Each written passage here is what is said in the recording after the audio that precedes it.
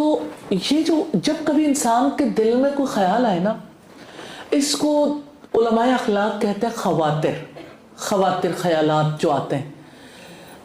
اچھا خیال ایکسیپٹ کرے فرشتے کی جانب سے ہوگا، کسی اچھے انسان کی جانب سے ہوگا. کوئی بھی لا یعنی بے مقصد خیال آئے بلاک لگا دیں. آپ کو سائیکالوجسٹ بھی یہ بتائیں گے اوور تھنکنگ کا علاج یہی ہے کہ اسے سوچنا بند کریں. اب کریں کیا؟ اللہ تعالیٰ کہتے ہیں وَلَا تَتَّبِعُوا خُطُوَاتِ الشَّيْطَانِ، شیطان کے قدموں کی پیروی نہ کرو. شیطان کا قدم کیا ہے؟ ریپیٹڈلی آنے والا خیال. ایک انسائکلوپیڈیا ہے اخلاق رسول کریم پر، نظرۃ النعیم، اور یہ 13 جلدوں میں ہے، آلموسٹ 12-13 جلدوں میں. ام القرآ یونیورسٹی سے چھپا ہے، اور یہ اسی فیلڈ پہ یہ بہت ہی اہم یعنی الحمدللہ ریسرچ اورینٹڈ یہ یعنی انسائکلوپیڈیا ہے. اس میں نیگیٹو خصوصیات جو ہیں اور پازیٹو، وہ دونوں چیزیں موجود ہیں. اخلاق رسول کریم کے حوالے سے سب پازیٹو، لیکن جو چیزیں آپ میں نہیں تھیں وہ بھی اس میں بیان کی گئی. حافظ ابن قیم کہتے ہیں کہ جب کبھی ابلیس کسی انسان پہ حملہ کرنا چاہتا ہے، وہ ایک چھوٹا سا خیال اس کے دل میں ڈالتا ہے. اگر وہ دیکھے کہ اب اس کا دھیان نہیں ہے اس طرف، دوبارہ ڈال دیتا ہے. اگر وہ دیکھے اب بھی نہیں ہے، وہ ڈالتا جاتا حتیٰ کہ وہ پوری فلم چل نکلتی. دس از اوور تھنکنگ. اب انسان جو ہے نا، اس کو لگتا ہے یہ میرے دل میں، اس کے اوپر مزید سوچنا شروع کر دیتا ہے. اب کریں کیا؟ اللہ تعالیٰ کہتے ہیں وَلَا تَتَّبِعُوا خُطُوَاتِ الشَّيْطَانِ، شیطان کے قدموں کی پیروی نہ کرو. شیطان کا قدم کیا ہے؟ ریپیٹڈلی آنے والا خیال. جو ریپیٹڈلی آنے والا خیال ہے نا، اس کو وسوسہ کہتے ہیں. سورہ الناس میں اللہ سبحانہ تعالیٰ نہیں کہتے وَمِن شَرِّ الْوَسْوَاسِ الْخَنَّاسِ الَّذِي يُوَسْوِسُ فِي صُدُورِ النَّاسِ مِنَ الْجِنَّةِ وَالنَّاسِ. شیطان بھی وسوسے ڈالتے ہیں، انسان بھی ڈالتے ہیں. تو یہ جو جب کبھی انسان کے دل میں کوئی خیال آئے نا، اس کو علماء اخلاق کہتے ہیں خواتر خیالات جو آتے ہیں. اچھا خیال ایکسیپٹ کرے فرشتے کی جانب سے ہوگا، کسی اچھے انسان کی جانب سے ہوگا. کوئی بھی لا یعنی بے مقصد خیال آئے بلاک لگا دیں. آپ کو سائیکالوجسٹ بھی یہ بتائیں گے اوور تھنکنگ کا علاج یہی ہے کہ اسے سوچنا بند کریں. کہتے ہیں کہ میں سوچنے کو کیسے بند کر لوں؟ اللہ سبحانہ تعالیٰ جواب دیتے ہیں وَإِمَّا يَنزَغَنَّكَ مِنَ الشَّيْطَانِ نَزْغٌ فَاسْتَعِذْ بِاللَّهِ. اگر تمہارے دل میں شیطان کوئی اکساہٹ ڈالے تو اللہ کی پناہ مانگ لو. اچھا، آج سے کوئی تقریباً 20 سال پہلے کی بات ہے، مجھے کسی نے کہا میرے دل میں اتنے وسوسے آتے، اتنی میں اوور تھنکنگ کرتی ہوں، مجھے سمجھ نہیں آتی کیا کروں، میں رک نہیں سکتی. میں نے انہیں کہا کہ آپ اعوذ باللہ پڑھیں اور لا حول ولا قوت الا باللہ پڑھیں. ایک دن گزر گیا، دوسرے دن وہ آئی تو کہتی ہیں کہ میرا منہ ٹوٹ گیا پڑھ کے کہ میں نے اتنا پڑھا اعوذ باللہ، اتنا لا حول ولا قوت الا باللہ پڑھا، لیکن کوئی فرق نہیں پڑا. مجھے فرق نہیں پڑا کہ میرے ذہن میں خیالات آنے سے روکے نہیں. میں نے کہا پھر بھی پڑھو، کیونکہ حل ایک ہے جو اللہ سبحانہ تعالیٰ نے بتا دی. شفا اسی کے راستے سے آئے گی. آپ شیطان حملہ کرتا ہے، آپ شیطان کے حملے سے بچنے کے لیے یہ کام کریں. دوسری بات یہ کہ اس کی آمد کے راستوں کو کنٹرول کریں. اس کی آمد کے 2 راستے میں صرف سادہ ترین بتاؤں گی. ایک، گھر انٹر ہوتے ہوئے بسم اللہ پڑھے بغیر انٹر نہ ہو، کیونکہ شیاطین ساتھ ہی داخل ہوتے ہیں. اس طرح انسان پھر یعنی اس کے وسوسوں کا شکار ہوتا ہے. دوسرا، واش روم میں جاتے ہوئے اللہم انی اعوذ بک من الخبث والخبائث. اتنا سادہ دین. اللہ کی پناہ لے لیں، بندے کے بس میں نہیں ہے، اللہ کی پناہ لے لیں تو انشاءاللہ تعالیٰ اللہ تعالیٰ کی رحمت ہوگی. آپ دیکھیں پریکٹیکلی انسان آزماتا رہی ہے نا تو اس کو پتہ نہیں چلتا. آپ ایک دفعہ اسے کریں گے اللہ تعالیٰ کی رحمت ہو جائے گی انشاءاللہ. کیونکہ اوور تھنکنگ انسان کو انگزائٹی تک لے جاتی ہے، پریشانی ہوتی، نیند نہیں آتی. پھر اور اوور تھنکنگ کریں گے، آہستہ آہستہ ڈپریشن تک چلے جائیں گے. پھر ایلیوژنس ہوتی ہیں، وہم ہو جاتے ہیں. انسان کسی کو وہم ہو کہ میں यूनिवर्सिटी में जब पढ़ती थी तो हमारी हॉस्टल वार्डन थी, एक असिस्टेंट वार्डन, हर वक्त हाथ धोती थी। महीने में एक वक्त ऐसा आता था कि जो अपने टीवी को भी धोती थी, दीवारें भी धोती थी, रोती रहती थी, ओवर थिंकिंग यहाँ तक ले जाती। फिर कपड़े धोती थी, फिर सारी सख्त सर्दी की रातों में आती थी, कहाँ जाऊँ और क्या करूँ। तो शैतान तो चाहता है कि इंसान ऐसी तकलीफ में हो, ऐसे उसके दाखिल होने के रास्तों को कंट्रोल कर लें। 1000 बार भी ओवर थिंकिंग का इलाज पूछेंगे, इलाज वही है जो अल्लाह सुब्हानहू तआला ने बताया। तो आप एक दफ़ा करके देखें, इंशाअल्लाह अल्लाह ताला आसानियाँ करेंगे इंशाअल्लाह। जज़ाकल्लाह वालेकुम। शर इंसानों की जानिब से हो या शैतानों की जानिब से,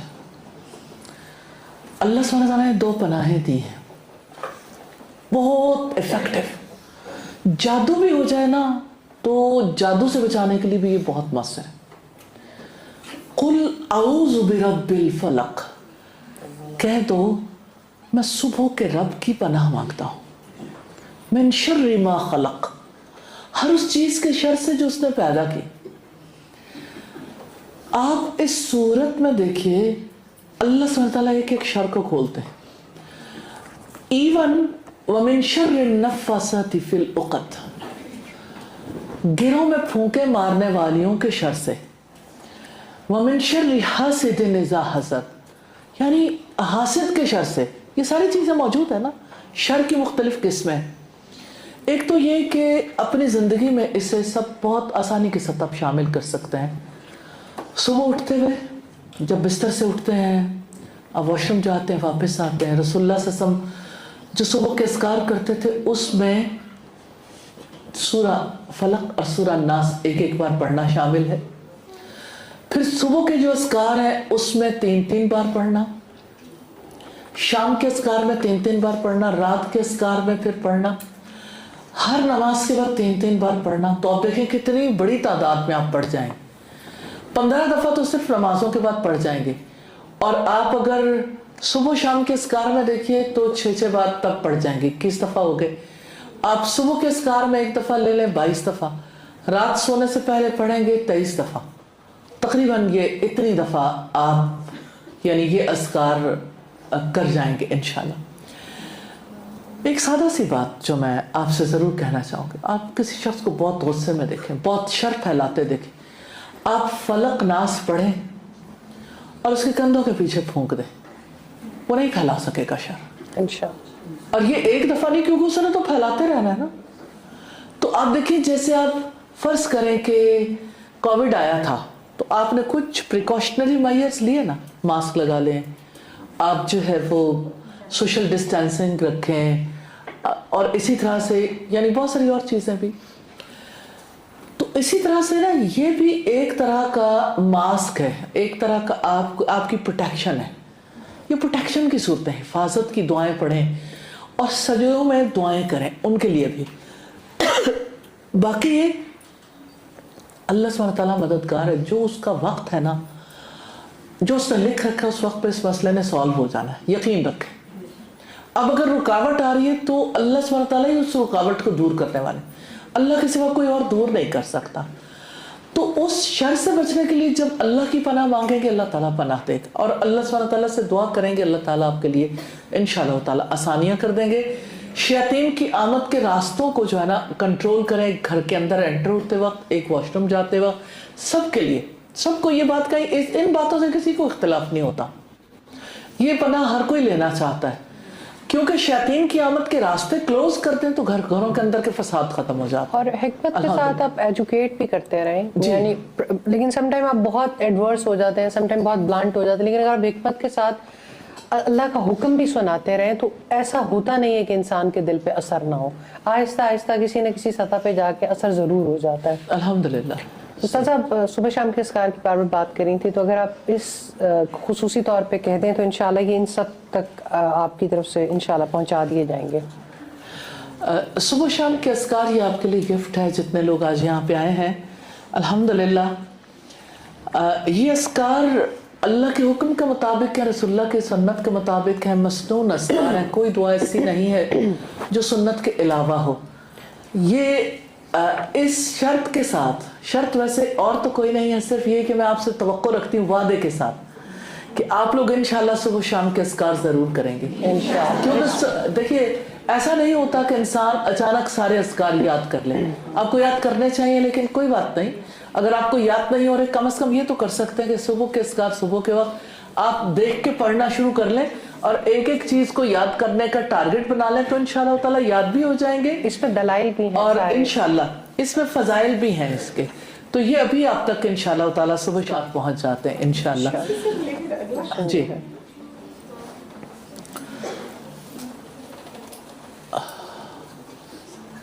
السلام علیکم. وعلیکم السلام. استاذہ میرا سوال یہ ہے کہ انسان ایک وقت میں ارادہ کرتا ہے کہ وہ اللہ تعالیٰ کی رضا کے لیے اپنے سارے گناہ چھوڑ دے گا، لیکن بعد میں اسے یہ فیل ہوتا ہے کہ وہ اپنے ایک ساتھ ہی نہیں چھوڑ سکتا اور دوسرا وہ گناہوں کی طرف لوٹ بھی سکتا ہے. تو ایسے میں وہ کیا کرے کہ وہ اپنے سارے گناہ بھی چھوڑ دے اور اللہ تعالیٰ سے کنیکٹ بھی ہو جائے؟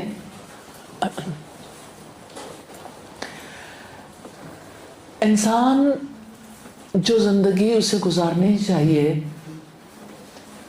اللہ سبحانہ تعالیٰ کی مرضی کے مطابق کوئی گزارنا چاہے بھی، تو اچانک ایک رات میں یا ایک دن یا ایک مہینے میں انقلاب نہیں آ جاتا. یہ پوری زندگی پوری حیات کا معاملہ ہے، ساری زندگی لگتی ہے انسان کی. اب بات یہ ہے کہ انسان اگر اپنے طور پر کوشش کر رہا ہو تو کوئی ایک حکم پر عمل ہو رہا ہوگا، دوسرا چھوٹ جائے گا، دوسرا پکڑے گا تو تیسرا چھوٹ جائے گا. اب ایسے میں کیا کریں؟ اصل میں مینٹورنگ کی بہت زیادہ ضرورت ہے. کوئی نہ کوئی ایسا فرد ہو جو آپ کو نیکی کے راستے پہ چلائے رکھے. اور جیسے قرآن حکیم میں آتا ہے نا، زمانے کی قسم انسان یقیناً خسارے میں، سوائے ان لوگوں کے جو ایمان لائے، جنہوں نے نیک عمل کیے، جو آپس میں ایک دوسرے کو حق اور صبر کی تلقین کرتے رہے. تو انسان اگر ایسے لوگوں نیک صالح صحبت اختیار کرے تو اس کے لیے بہت فائدہ ہو جاتا ہے. علم کے ساتھ صالح صحبت کی ضرورت ہے. اللہ سبحانہ تعالیٰ سے غلطی ہو جانے پر استغفار کرنا یہ انبیاء کا سکھایا ہوا طریقہ ہے. اللہ سبحانہ تعالیٰ نے خود بھی سکھایا. آسمانوں پر حضرت آدم سے غلطی ہوئی تو اللہ تعالیٰ نے توبہ ہی سکھائی تھی. نبی کریم صلی اللہ علیہ وسلم نے فرمایا بہترین خطا کار وہ ہیں جو توبہ کرنے والے. تو خطائیں تو انسان سے ہونی ہیں، اور ہیبٹ فارمیشن میں بڑا ٹائم لگتا ہے. ایک چیز جو ہے نا اس کو پختہ کر لیں، باقی چیزیں چلنے دیں، لیکن ایک چیز راسخ ہو جائے گی پھر اگلی پکڑ لیں. 1 مہینہ لگتا ہے ایک عادت کو، کم از کم 1 مہینہ پورے طریقے سے آپ پیچھے لگے رہیں، پھر وہ راسخ. تو سال میں کم از کم 12 اچھی عادات پختہ ہو جائیں گی. تو اگر آپ چاہیں گے ساری اکٹھی کر لیں تو کوئی بھی عادت پختہ نہیں ہوگی. وہ صرف ایک یعنی دل دکھنے والی بات ہی باقی رہ جائے گی کہ نہ خدا ہی ملا، نہ وصال صنم، نہ ادھر کے رہے نہ ادھر کے رہے. تو اللہ سبحانہ تعالیٰ آسانیاں کرتے. یہ جو احتساب ہے نا، سیلف انالیسس کے انسان اپنا جائزہ لے ہر رات سونے سے پہلے، یہ بھی بہت ہیلپ کرتا ہے.